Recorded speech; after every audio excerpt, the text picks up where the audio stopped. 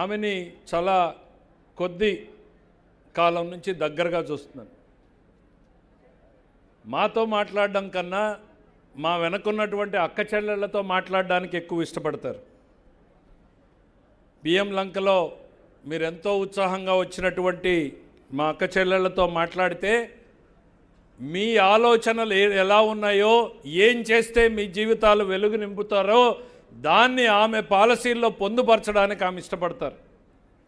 ఒకవైపు దేశాన్ని నడిపించేటువంటి పారిశ్రామికవేత్తలు, బ్యాంకింగ్ రంగము ఒకవైపు, మరోవైపు ఆసక్తిగా ఈ ప్రభుత్వం వైపు చూస్తున్నటువంటి పేద ప్రజానీకం ఒకవైపు, వీరిద్దరిని అనుసంధానం చేస్తూ నరేంద్ర మోడీ గారి ఆలోచనల్ని అక్షరం పొల్లుపోకుండా ఆచరణలోకి తీసుకొస్తున్నటువంటి నిర్మలా సీతారామన్ గారిని మనం ఈ దేశం గర్వించే బిడ్డగా మనం ఈరోజు గుర్తించాలి.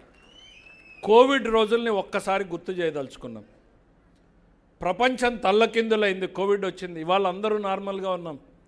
అందరం ఇల్లు దాటి బయటికి వెళ్ళడానికి ఆలోచన చేశాం.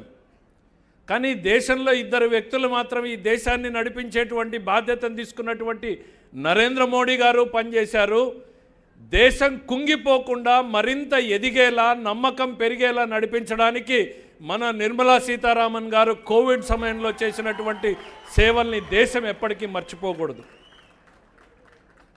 ప్రతి సామాన్యుడికి ఊరటనిస్తూ మేమున్నామన్నటువంటి మోడీ గారి నమ్మకాన్ని నడిపించడానికి ఆర్థికంగా ప్రతి పరిశ్రమని, చిన్న చిన్న పరిశ్రమల్ని, పేదవారిని ఆదుకునేటువంటి రకంగా ఆర్థిక వ్యవస్థని తయారు చేస్తే, ఆ తర్వాత ఈ గ్రామంలో మాట్లాడడానికి పెద్ద విషయాలైనా దేశంలో అనేక ఆర్థిక సంస్కరణలు తీసుకొచ్చారు. ఇన్కమ్ ట్యాక్స్లో తీసుకొచ్చారు, జీఎస్టీలో తీసుకొచ్చారు. దేశాన్ని ప్రగతి పథంలో ప్రపంచంలో 4వ స్థానం నుంచి 3వ స్థానానికి తీసుకొచ్చేటువంటి పరిస్థితులకు వచ్చారు. ఇంకా 2 స్థానాలే మన ముందున్నాయి. ఆమె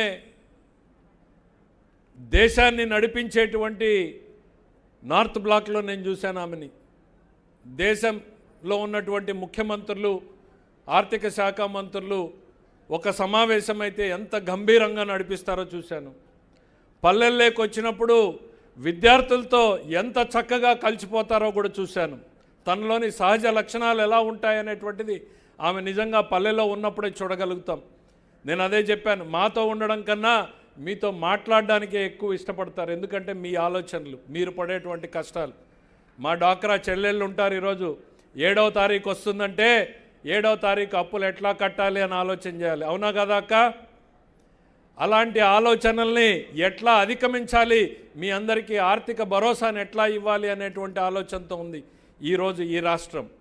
ఎందుకంటే భోజనం టైం అయింది, బ్రీఫ్గా చెప్తే ఈరోజు ఈ రాష్ట్రం ఇంత నిబ్బరంగా ముందుకు సాగుతోంది అని అంటే దానికి అటు నరేంద్ర మోడీ గారి నాయకత్వంలో నిర్మలా సీతారామన్ గారు ఇస్తున్నటువంటి చేయూత సహకారం అనేటువంటిది నేను చెప్పక తప్పదు.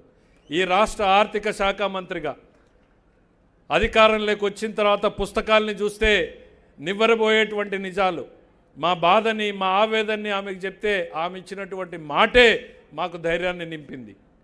మీరేసినటువంటి ఒక్క ఓటు, ఈ కూటమికి వేసినటువంటి ఒక్క ఓటు ఈ రాష్ట్ర భవిష్యత్తును మార్చింది.